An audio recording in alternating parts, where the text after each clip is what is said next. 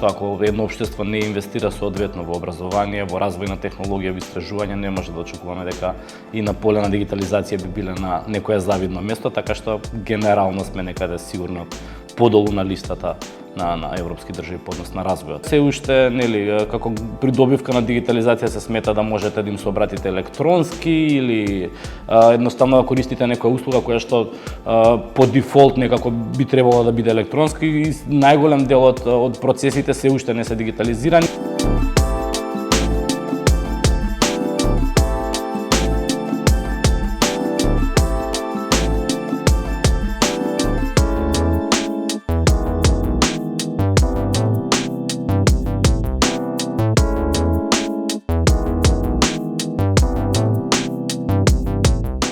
Нашиот систем за електронска влада, можам да кажам, поприлично беше застарен. Биле направени сериозни позитивни исчекори пред 10 на 11-12 години и од тогаш навака не е многу вложувано во овој систем. Ние со поддршка пред се од страна на Европската унија развивме нови проекти кои што сериозно ќе значат сериозен исчекор, па би рекол и скок неколку технолошки нивоа напред.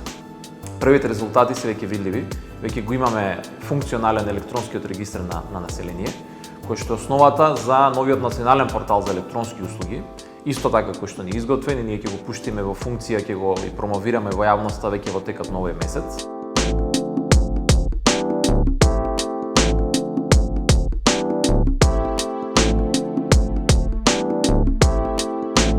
Од наше некој искуство, бидејќи доста сме активни во држењето на обуки поврзани со дигитализација, тоа се на прво место телеком компаниите, тука се банките кои што следуваат.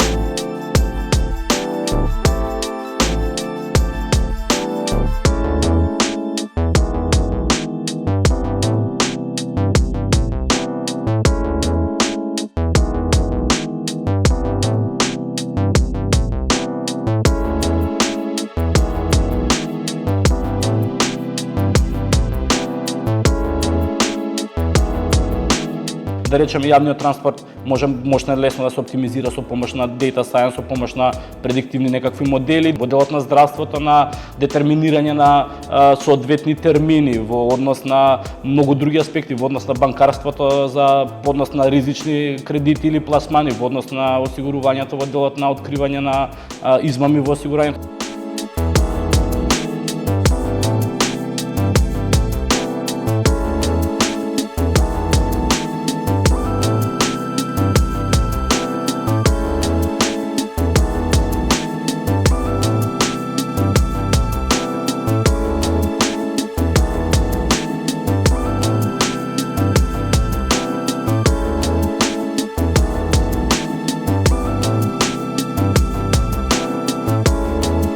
За да заживеат, требало да има услуги.